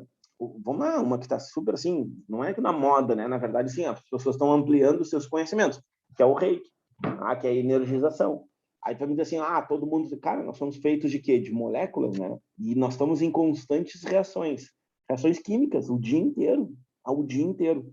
Então, assim, ó, dizer, ou, por exemplo, assim, ó, negar que, por exemplo, nós temos algo ao nosso redor, que em algumas, até religiões, chamam de áurea, né? Aquilo que fica ao nosso redor, né? Ou vamos lá, pegar uma religião que eu conheço, que a gente chama de perispírito, tá? Ou pericorpo. Esse redor é uma questão energética. A gente até brinca às vezes assim, mas com uma energia ruim e tal, né? Brinca com as pessoas ou fala realmente, né, na cara das pessoas, que é justamente por isso, porque a pessoa parece estar sempre negativando, e isso é fato. Então, assim, ó, por quê? Porque hoje a física já explica isso. Se o cara tiver um professor lá, tu perguntar, cara, o que tu sabe disso? Se o cara for bom mesmo na coisa, ele vai dizer, realmente, hoje a gente ainda não consegue explicar determinados fenômenos, ponto, tá? Mas que se sabe que se existe algo ao nosso redor que acaba influenciando os outros corpos, olha o que eu tô te falando, os outros corpos, aí tu pensa nos outros seres humanos, ou nos outros animais, ou nos outros seres vivos, tá? Por exemplo, isso a gente sabe que acontece. Isso já é fato. Tá? Agora, como acontece, por que acontece, esse é o problema da ciência, tá? A ciência precisa disso, precisa dessas explicações. Por que e como? A gente não sabe, mas sabe que influencia. Até com planta. Eu já contei história para vocês que, por exemplo, oliveiras e parreiras, né, que são as uva, né, tem em determinados locais da Itália, França, etc., Grécia, que os caras colocam música clássica para as plantas, Nunca falei isso para vocês? Nunca? Acontece essa história? Então, eles colocam, por exemplo, caixinhas de som espalhadas pelas plantações, em determinada, sei lá, hora do dia, eles colocam uma determinada música, que tem uma frequência, olha só que loucura, isso é bem legal. Isso eu já vi, isso eu vi na faculdade, tá? Então, assim, ó, tem uma determinada frequência, aquela música lá, clássica, sei lá, rock, sei lá o que for, tem uma frequência que estimula o crescimento da planta. Isso se reproduziu em um laboratório lá em Pelotas, e realmente acontece. Tá? Então, se ela cresce mais, teoricamente, ela produz mais. Tá? Se ela tem mais folha, ela faz mais fotossíntese e, consequentemente, vai produzir mais frutos. Tá? Então, isso é verdadeiro. Okay? Assim como eu já falei, por exemplo, da vaca, aquela, o wagyu, da carne, a carne mais cara do mundo, os bichos lá recebem até massagem. Os bichos... Tá, Elton. Tá, então vê se eu entendi. Então, tipo, para tratar o câncer, eu posso usar a fotoimunoterapia? Não vai... Naquele contexto, sim. Tu entendeu? Tá. É uma coisa assim, ó, que serve para aquela questão, entendeu? Para aquele contexto ali da questão, sim. Porque aí na interpretação, tu conseguia achar que ali a fototerapia ela funcionaria melhor naquele contexto do que a quimioterapia. Entendeu? É por isso que eu digo assim, ó, a gente tem que tomar muito cuidado assim, de generalizar. Por exemplo, assim, ó, o meu pai fez muito pouco quimioterapia, ele fez mais radioterapia. Entende? Então, a quimioterapia serve para tudo. Não. A rádio serve, de repente, para determinadas situações, vai servir melhor do que a quimio. E aí vai variar, entendeu? Cada caso é um caso. Por isso que eu estou falando, naquele contexto, a resposta sim. Aí tu pode afirmar isso com absoluta certeza. Tá? Bom, seguindo aqui, então, ó, forma de transmissão do Aedes aegypti e do Haemococcus, tá? Para febre amarela. Ok? Então, ó, agora apareceu um outro. Ok? Versão, ó, isso aqui, ó, anota aí, sublinha aí quem está copiando. Quem for fazer vestibular, ó, Católica, PUC, já caiu com esse cara aqui, ó, com a Haemococcus, tá? Que é a versão silvestre. Por quê? Porque aí os caras falam de quê? Como é que é? Uma propriedade rural. Bom, falou propriedade rural, saiu do centro urbano, tá? Saiu do centro urbano, então não é mais o Aedes aegypti, e sim o Haemococcus. Ok? Ó, sintomas: início súbito de febre, calafrios, dor de cabeça intensa, dor nas costas, dores no corpo em geral, náuseas, vômitos, fadiga e fraqueza. Você viu que já mudou algumas coisas? Fadiga não tinha. Fadiga é cansaço, tá? Então, vômitos não tinha na dengue. Até pode aparecer, tá? Pode aparecer por causa da febre. A náusea, a tontura, né? Aquele enjoo, aquela coisa ruim, também pode aparecer. Febre amarela. O tratamento consiste apenas na tentativa de remediar os sintomas. Mesma coisa. Tá vendo? Dificilmente vai ter medicação específica para vírus, tá? Muito difícil, ok?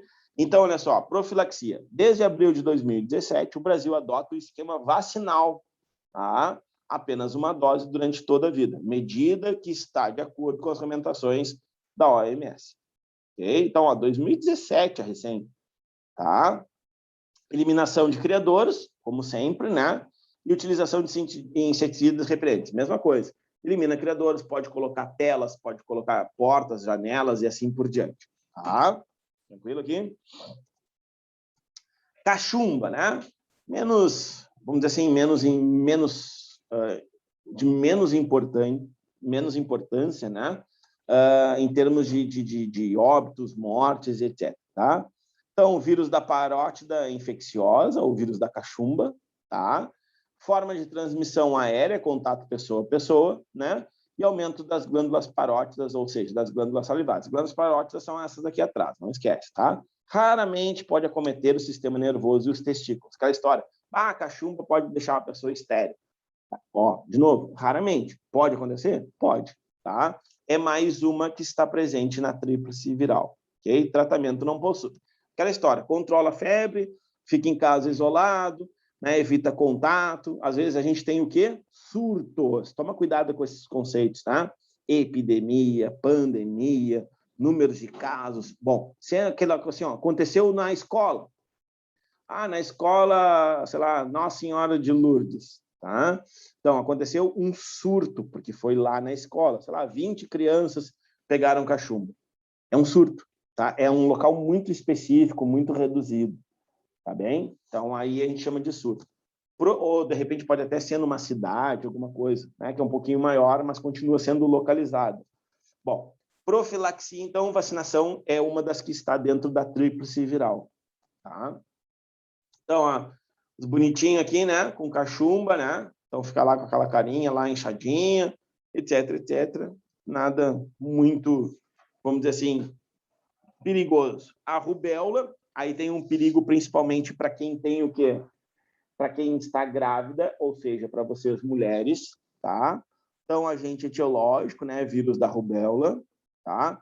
Forma de transmissão vias aéreas, oral, respiratória, contato pessoa a pessoa, mesma coisa, contato direto, tá? Então, ó, surgimento de manchas vermelhas na pele. Muito mais que isso, uma febrezinha e olha lá, tá? Eu me lembro quando eu estava morando em Pelotas, que teve lá surtos de rubéola em Pelotas. Okay? E o perigo é esse aqui, ó, tá? Quando o vírus atinge mulheres grávidas. Né? Então, ele é capaz de transmitir para a criança, para o feto. E aí, né, em transmitindo para o feto, então ele pode causar cegueira, surdez e retardo mental nas crianças. Tá? Isso é bem grave. Okay? Então, de novo, vai alterar, né, a fisionômica, inclusive, em alguns casos, até a destruição do globo ocular. Okay? Da criança, do feto, né? Não da mãe, tá bem? Do feto. Ok? Então, tem um tratamento com um soro, tá? Tem um soro específico que a mãe pode tomar para evitar, né, que, no caso, a mulher ou nós mesmo, mas principalmente a mulher que está grávida, para que transmita. Então, profilaxia, olha só, a tríplice viral. Então, fechamos as 3, né? Então, ó, exame pré-natal para saber se a mulher tem ou não tem. É um dos exames pedidos, né, por todos os médicos. Vacinação de mulheres que estão no período fértil, tá? E mães que ainda não, né, estão imunes ao vírus. Tranquilo? Aqui, né, só para mostrar para vocês, aqui só a situação onde a criança nasce, né, com prejuízo nos olhos, né? E aí, no caso aqui, o olho fica opaco, né, como se fosse catarata, e é assim que fica, então, a criança quando nasce, né, e tem esse desenvolvimento, ou, por exemplo, esse comprometimento, acho que essa é a palavra, né, comprometimento dos olhos, tá? A gripe, então, ó, o influenza, okay, que a gente generaliza, né, embora tenha vários tipos de gripe, então a gente generaliza, então, contato direto, né, pessoa a pessoa, febre, calafrios, dores de cabeça e musculares. Não esquece que a gripe é diferente do resfriado, tá? A gripe é mais forte, o resfriado é aquele lá que dá aquele raiozinho no nariz e tal, fica lá meio ruinzinho e tal. A febre não, a gripe não, a gripe é mais forte. Então, tratamento não existe, medicamentos que aliviam os sintomas, tá? Profilaxia, então, evitar contato com as pessoas, né, e permanecer por longos períodos em ambientes fechados. Então, ônibus, né, sei lá, né, salas de aula, se estivessem cheias, etc. Aí, hoje, a gente sabe que existe vacina, e, de novo, estamos vacinando muito pouca gente com a vacina, tá? Contra a vacina, que aí, no caso, é H1N1, mas que também serve para a gripe como um todo. Então, esse ano teve uma queda de quase 40% em relação aos números dos anos anteriores, inclusive em relação ao ano passado, que nós já estávamos em pandemia. Então, assim, houve uma queda. Aí não se sabe se as pessoas estão com medo, né, de ter algum, vamos dizer assim, sintoma diverso. Não sabe se as pessoas não estão indo porque não estão indo mesmo, porque perderam a credibilidade ou perderam a confiança nas vacinas, que é ridículo, né? Ou se não sabe se, por exemplo, as pessoas não entenderam como é que funciona, né, entre essas 2 doses da vacina que tu pode tomar da gripe, né? Tem que ser apenas aí 20 dias antes de uma e depois de outra, tá? Tem que ficar nesse meio termo aí. Como tu tem, no meu caso, que tomei uma, é de 3 meses de distância, então poderia ter tomado a qualquer momento. Posso tomar, inclusive, agora, tá? Porque a minha é só dia 8 de setembro, então tá tranquilo. Ok? Gripe aviária, tá? Então já existiu, já teve a sua importância. Então, o vírus da influenza, não vem o caso aqui, a numeração dele, H5N1, não precisa decorar isso aí. Contato direto com secreções de aves, né, pelo vírus. Então, aviários é um problema, porque isso pode transmitir, tá? Roupa, água, alimentos, então, mesma coisa, ó, febre. Aqui o problema é que tu vai ter, né, mais acentuados problemas respiratórios, tá? Aí, nesse caso aqui, ó, as aves, né, que desenvolvem essa doença, né, vão morrer em 24 horas. Normalmente se opta por matar essas aves, tá? Para não que elas não passem para os outros, ok? Então isso teve grandes perdas quando se teve a gripe aviária. E aí aqui, ó, o grande perigo consiste no vírus que sofreu alguma mutação e permita ser transmitido para o humano, como todas as doenças de outros animais, como a gripe suína, etc, etc. A profilaxia, como eu falei, ó, a sacrificar todos os animais que possam estar infectados. Então, se tu tem lá um aviário com, sei lá, 10 mil frangos, e aí começou a aparecer frangos mortos, tu identificou que é gripe aviária, se mata aqueles 10 mil frangos, infelizmente, mas é o que tem que fazer para não passar para os outros aviários, assim por diante. Tá? O HPV, esse é frequente, é comum, tá? Então, o que é H, né, vem de humano, P de papiloma, V de vírus. Então, a papiloma, vírus humano.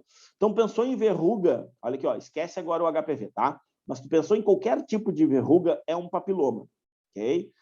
Então eu tenho uma verruga no dedo, no nariz. Isso é sexualmente transmissível? Não, esse não. Por quê? Porque esse papiloma aqui que a gente vai conversar, esse aqui, tá?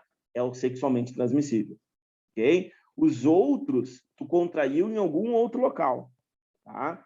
Não tem nada a ver. Então, o HPV, nesse caso aqui, ele vai ser simplesmente nas regiões genitais, tá? Então, tem que ter tido contato ali.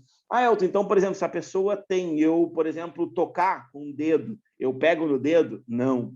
De novo, ele vai se desenvolver somente nas genitálias, tá? Então, o vírus HPV, forma, né, de transmissão aqui, a gente vai ter o quê? Ao contato sexual, ok? Lesões, então, né, percussoras de câncer do colo do útero, tá? Que são gravíssimas, não esqueçam disso, para vocês mulheres. Então, o famoso teste, aquele, o Papa Nicolau, tá? Papa Nicolau, que é a mesma coisa, olha só que coincidência, né? É o mesmo aquele que tu faz com suave, aquele que tu faz do Covid, sabe? Que vai lá no fundo do nariz, raspa. Só que aí, ao invés de ser um suave que vai colocar no nariz, tu vai colocar lá na vagina, lá no colo do útero, fazer a raspagem para ver se a mulher lá tem isso aí, tá? Ou o homem também, que aí o homem vai pegar na volta da glande, vai pegar nas regiões dos genitais para ver se tem ali a quantidade de vírus. Ó, aparecimento de verrugas, como eu tinha falado, né, na pele, principalmente nos órgãos genitais, ou ao redor, tá? No caso dos homens, pode ser no saco escrotal, no caso das mulheres, pode ser ao redor ali dos grandes lábios, até mesmo na virilha, tá? Então, nessa região aí, pode ter certeza, se aparecer uma verruga, é algo ligado ao HPV, tá? Então, ó, ele pode, como eu tinha falado, ele pode aparecer no estado de latência por anos, tá? E aí, de uma hora para outra, ele pode reaparecer e aí demonstrar os sintomas. Em vocês, mulheres, pode causar o câncer de colo do útero. Em nós, homens, câncer de pênis, tá? Mas é mais raro, é mais comum em vocês, mulheres. Bom, retirada das lesões através de procedimentos cirúrgicos. Então, isso aqui é complicadíssimo, porque até tem uma técnica que eu acho que é nitrogênio, tá? Se utiliza nitrogênio. E o nitrogênio ele é menos 50, o nitrogênio gasoso, acho que é menos 50, ou menos 60, ou menos 80 graus, é por aí. Aí tu imagina, a sensação é como se estivesse queimando, né, a genitália. Aí tu imagina a mulher ter lá, sei lá, algumas verrugas no interior da vagina. E aí tem que utilizar nitrogênio gasoso, né? Eu acho que gasoso é líquido, eu nunca sei. Tipo, e aí tu tem que utilizar lá para fazer essa, entre aspas, essa cauterização, essa queimadura, que na verdade queimadura é com fogo, mas é uma forma que a gente expressa isso, tá? Então é bem complexo, tá? Então, e dói. Tem mulheres que, inclusive, desmaiam nesses processos. Por que eu digo mulheres? Porque é mais comum em mulheres, tá? Bom, profilaxia, então, né? A retirada de lesões através de procedimentos cirúrgicos, ou esse que eu falei para vocês, a uso de preservativo nas relações sexuais, realização de exames periódicos, ó, o Papa Nicolau, para a detecção de lesões no útero, tá? Aqui, algumas situações, né, ó, aqui internamente a vagina, aqui, obviamente, externamente a vagina, toda a vulva, ó, tomada por essas verrugas, e aqui um pênis, né, com, por exemplo, as verrugas.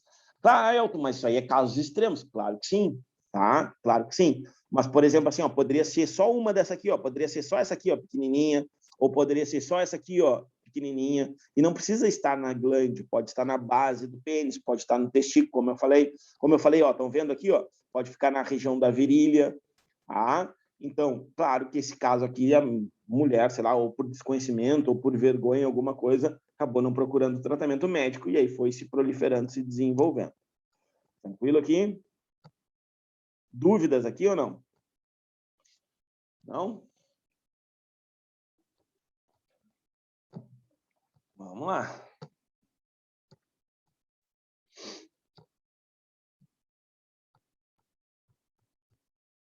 Passamos, então, para o nosso primeiro reino, né? Então, ó, vimos vírus, vimos as doenças, tá? Agora a gente passa para o nosso primeiro reino. Não esquece, temos 5 reinos, né? Reino Monera, reino protista, reino fungi, reino vegetal e reino animal, tá? Aí os vírus, lembra? A gente conversou, os vírus não apresentam características gerais, né? Todas as características que nós utilizamos para colocá-los dentro de um reino. Embora a gente já conversou sobre isso, né? Lá na classificação biológica, que eles, de uma forma ou de outra, eles podem aparecer ou serem citados quando dentro das células como seres vivos. Bom, aí de novo, olha o contexto, olha o texto, olha a questão, interpreta e não erra, porque não tem como errar essas questões, tá? Então, ó, reino Monera, beleza. Então, ó, como se organiza, então, esse reino Monera, né? Lembra que a gente conversou sobre essa classificação aqui? Então, aqui eu acho que ficou mais bonitinho, tá? Então, o que que se fez hoje? Se dividiu o reino Monera em 2, tá? No que nós chamamos, né, de eubactérias, né? Ou também chamado de procária, lembram? Procária. Aqui as arqueobactérias, tá? E aqui os eucariontes.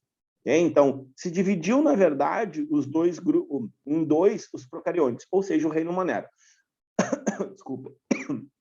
Aqui continua, ó, continua os protistas, continua os fungos, continua os animais, continua os vegetais, tá? Só quem dividiu, então, foi o reino Monera, ou seja, os procariontes. Então, olha o que significa árquea, né? Árquea quer dizer, então, antigo primitivo, né? E que pode viver em ambientes com condições extremas, né? Então, ó, aqui embaixo, ó, pântanos onde não há oxigênio, né? Então tem uma grande quantidade de metano, que é tóxico, e essas bactérias conseguem, tá? Inclusive, essas bactérias são chamadas de metagênicas, tá? De metano, né? Metagênicas, ok? Ó, locais com temperaturas altíssimas, cerca de 100 graus. Pensa, se ela tem água no interior dela, olha só, se ela tem água no interior dela, a 100 graus a gente está chegando ao quê? A gente está chegando a uma temperatura de ebulição, não é assim? A água saindo do estado líquido para o estado gasoso. E elas conseguem segurar essa água no citoplasma, tá? Para continuar tendo as suas reações metabólicas. Então, elas desenvolveram essa proteção, vamos dizer assim, essa técnica, né? Essas características de não fazer com que essa água não consiga passar do estado líquido para o gasoso e elas consigam, então, continuar, né, metabolizando tudo que elas precisam, tá? Fendas vulcânicas submarinas, que aí também tem a ver com as temperaturas, ok? Locais de alta taxa de salinidade, tá? Então, ó, o Mar Morto é um exemplo. Então, na verdade, o Mar Morto não é tão morto assim, porque vai ter micro-organismos lá que conseguem sobreviver e que suportam isso aí, né? Meio ambiente ácidos, tá? Também terão bactérias que vão, né, suportar tanto os ambientes salinos, muito cheios de sais, o que romperia, aí pensa na osmose, tá? Então pensa assim, ó, pensa sempre na osmose quando falar dessas gurias aí, em ambientes salinos, tá? Porque aí pensa, o ambiente externo, ele está mais concentrado, tá? Se o ambiente externo está mais concentrado, a célula bacteriana, ela perderia água para o ambiente, né? Ela perderia água para o ambiente. E aí o que acontece, né? Perdendo água para o ambiente, ela morreria. Só que nesse caso ela consegue fazer esse equilíbrio, fazendo como? Absorvendo esses sais também, para manter um equilíbrio interno e externo, tá? O que a gente chama de equilíbrio hidro-água, salino, sais. Tá? Ela vai fazer isso aí, vai absorver, vai liberar, e aí ela fica se controlando lá. Os ambientes ácidos também, ela vai desenvolver essa técnica para conseguir sobreviver e fazer com que a sua célula bacteriana não se rompa, tá? Bom, aqui quem são, né, essas gurias, né, os representantes, então, né, do reino Monera, ok? Então, ó, quais são esses seres vivos? Então, as bactérias, ok? Os as cianobactérias, que fazem fotossíntese, tá? Aqui, eu tenho pluricelular. Não, aqui são vários associados, tá? Então, só para te deixar claro aqui, ó, isso aqui é um, isso aqui é outro, isso aqui é outro, isso aqui é outro, isso aqui é outro. Essa aqui, na verdade, é uma estrutura que liga elas, tá? Mas isso aqui são vários micro-organismos juntos, que a gente chama de colônia. Aqui nas cianobactérias a gente não chama de colônia, mas tudo bem. E aí entra esses guris aqui que tem são exemplos, vamos dizer assim, que fogem um pouquinho das características gerais, que são os PPLOs ou micoplasmas, tá? P quer dizer pleuro, P de pneumo, like, L de like, organismo. Então, é um organismo que gosta da pleura, é um organismo que gosta do sistema respiratório, tá? Então, que tem afinidade, vamos dizer assim, tá? Ele parece que tem núcleo, mas ele não tem núcleo, tá? Isso aqui parece aquelas células que a gente desenha no quadro, né, de ovo frito, mas não tem. Olha aqui, ó, mico. Mico não vem de macaco, tá? Mico vem de fungo. O estudo dos fungos quer dizer micologia. Logia, né, logos, estudo mico-fungo. E aqui, antigamente, se achava que esses carinhas aqui, eram representantes dos fungos. E aí depois viram geneticamente e comportamentalmente que ele está no reino Monera e colocaram eles aqui, tá? Normalmente causam infecções respiratórias, tá bem? Bom, então algumas características bem importantes, tá? Eu te digo assim, ó, se tu souber essas características aqui para qualquer prova, não tem muito mais o que tu saber. Claro, aí depois as doenças, tá? Mas, por exemplo, assim, ó, porque não tem o que complicar. Mas vamos lá. Então, aqui, ó, primeira coisa, né? Todos os representantes do reino Monera são seres microscópicos, ok? Além disso, são seres unicelulares. Então, veja bem, é o único reino, se quiser até colocar aí do lado, tá? É o único reino que terá indivíduos somente unicelulares, tá? Somente unicelulares, ok? É só ele, só o reino Monera que tem essa exclusividade de ter o quê? É só eles que têm unicelulares? Não, é só ele que é representado por organismos unicelulares. Vai ter unicelulares nos protistas? Vai, mas também vai ter pluricelulares. Vai ter unicelulares nos fungos? Vai, mas também vai ter pluricelulares. Aqui é o único que tu encontra todo o grupo, todos os representantes sendo unicelulares, tá?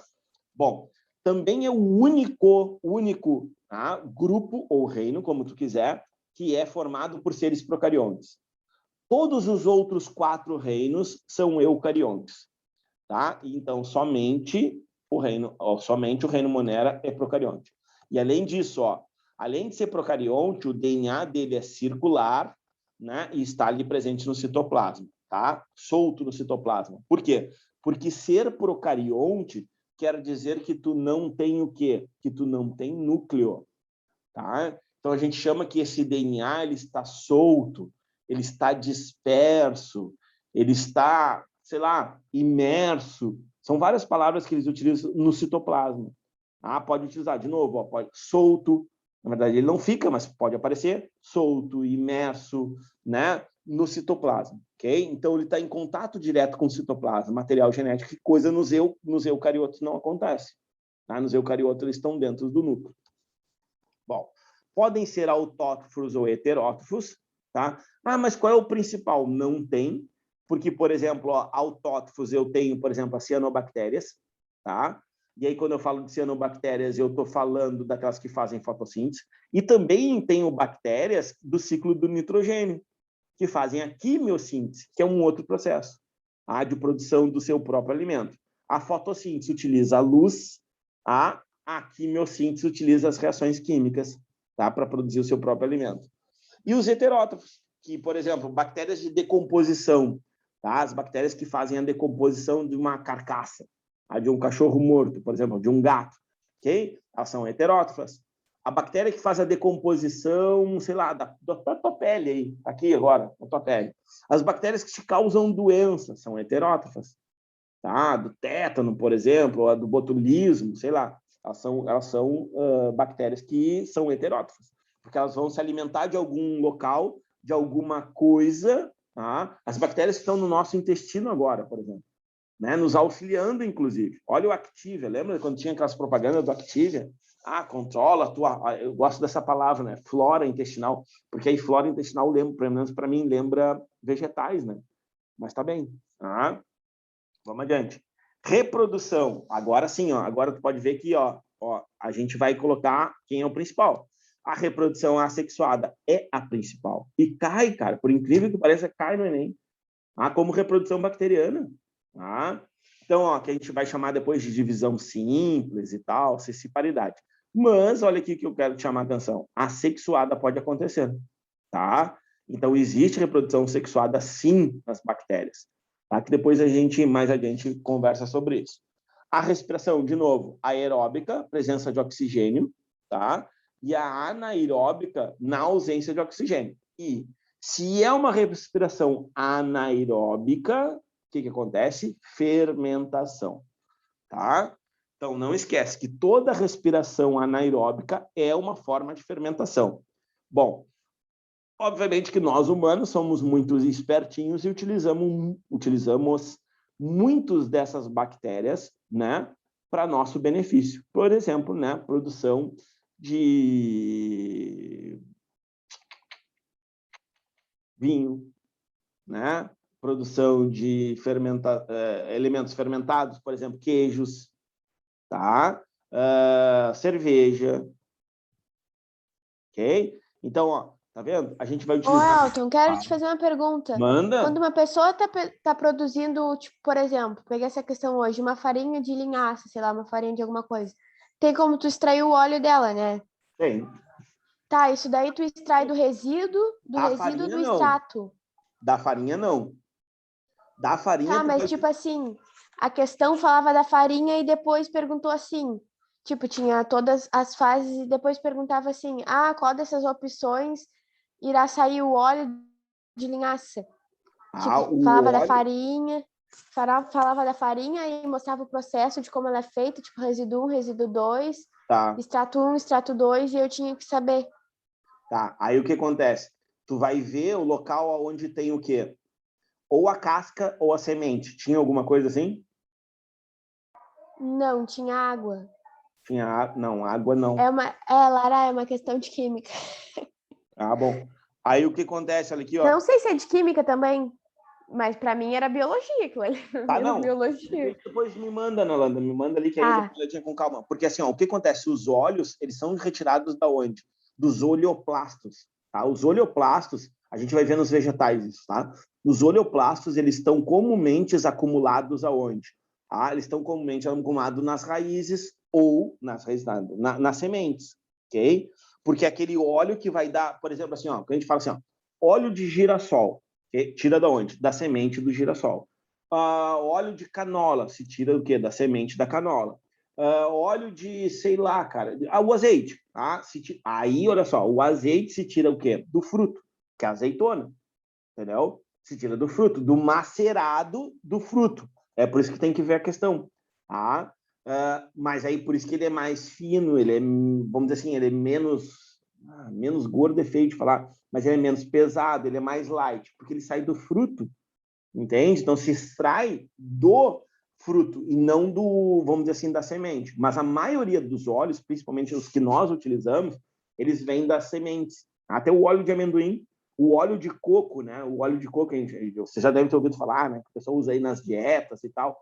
Né? O óleo de coco, assim, vem da semente? Não. Aí vem do fruto, que é o coco, né? Aí se retira do coco. E aí se produz da gordura que também tem nos frutos. Mas fruto tem gordura? Sempre tem. Não precisa ter, né? Como, por exemplo, uma carne gorda. Né? Não é a mesma quantidade, mas vai aparecer. Tá? Depois me manda, que aí eu vejo com calma. Tá? Então, assim, ó, só para te lembrar. Então, normalmente, esses micro-organismos, eles são utilizados pelos humanos, mas nem sempre, né? Porque, por exemplo, assim, ó, todo mundo já viu um animal morto? Todo mundo já viu? Acho que já, né? Na rua, assim, sei lá, num banhado, numa coisa. O que acontece? Tem um primeiro momento que ele não estufa. Sim ou não? Ele não tem um processo que a gente chama de... que a gente chama não, né? Que nós, biólogos, chamamos, né, de estufamento, tá? Então, ele cresce, assim, e aí depois ele explode. Como é que ele cresceu? Ele cresceu justamente por quê? Ele cresceu porque ali dentro, os micro-organismos que estão lá dentro começam a fazer um processo, por ausência de oxigênio, um processo de decomposição, né, utilização ali de uma fase anaeróbica. Eles se alimentam e produzem gases, e esses gases vão causando aquele estufamento, até chega um ponto que a carne do animal explode, aí tu vê, né, os famosos, os busanos, que é aquele busano? Aquele busaninho lá, na verdade, são larvas de insetos que entraram pelo nariz, entraram pela boca, entraram pela orelha e liberaram lá dentro. E essa larva se alimenta de carne. Elas vão comendo até sumir. Então, se divide, vamos dizer assim, a função de decomposição das larvas com, por exemplo, as bactérias, tá? Vamos aqui rapidinho, ó. Parede celular de peptidoglicano, então a parede celular de proteína. E aqui, ó, lembra que eu falei que eles eram um ponto fora da curva? Ó, os micoplasmas eles não possuem. Isso é uma característica deles, tá? Eles não possuem parede celular. São uma exceção dentro do grupo, tá? Os plasmídeos, que a gente vai falar bastante lá na biotecnologia, mas tem os DNA circulares extracromossomiais, tá? Ou seja, fora do DNA comum, aquele da bactéria, tá? Então, são pequenos círculos, né? Pequenos anéis, a gente costuma dizer assim, tá? Que fazem com que esses animais consigam, inclusive, ter resistência a antibióticos, tá? Então, ó, ribossomos, né? A única organela, chama atenção, sublinha aí, né? Passa uma canetinha, é a única organela que esse grupo tem. Os outros todos vão ter várias organelas, os retículos, né? Sei lá, os lisossomos e tal, mas o único que tem aqui no reino Monera são os ribossomos. O mesossomo, tá? O mesossomo é uma região onde acontecem as reações químicas, as principais reações metabólicas do reino Monera, das bactérias, tá? Que fica na membrana plasmática. Flagelos, alguns vão ter, né? Que serve para locomoção. As fímbrias ou os pilis, que não são cílios, parecem cílios, tá? Inclusive se confunde muito. Os cílios das bactérias. Bactéria não tem cílio. Tem pili ou fímbria, tá? Algumas bactérias vão apresentar que servem para adesão e reprodução. Aquela reprodução sexuada ali que a gente falou anteriormente, ela vai ter essa característica. Vai se reproduzir por um pili sexual, tá? Algumas bactérias podem apresentar cápsulas que envolvem elas, né? Por exemplo, da gastrite, tá? Helicobacter pylori é uma, tá? E aí os esporos, algumas vão liberar esporos, que são unidades vegetativas. E essas unidades vegetativas servem para a bactéria resistir. Por exemplo, tu vai aquecer uma comida e ela está contaminada com um determinado tipo de bactéria, tá? O que vai acontecer? Antes dela tu matar ela libera esporos e ela permanece no ambiente e fica no ambiente, até ela ter uma condição, de novo, ideal para se reproduzir. Quer ver? A bactéria do tétano, ela funciona dessa maneira. Então, ela está no ambiente, de repente, ela não tem condições, mas está lá os esporos. Aí tu te corta lá com alguma coisa, ou tu cai, né, te infecta. O que vai acontecer? Ela, estando no teu corpo, ela produz a célula e aí, por exemplo, o esporo some. Aqui só os exemplos, ó, que eu estava falando, ó. Algumas podem apresentar, então, ó, isso aqui são pilis, tá? Os pilis, essas estruturas aqui ao redor, ou fímbrias, os ribossomos. Os plasmídeos, que são esses DNAs extracromossomiais, cromossomo está aqui da bactéria, tá? E algumas podem apresentar 1, 2 ou 3 flagelos. Cianobactérias, qual é a única diferença? Tá? Vai apresentar essas lamelas que fazem fotossíntese. E aqui, né, um micoplasma que não apresenta parede celular. Fechou? Fechou. Deu, bonitas? Dúvidas? Todas? Nenhuma?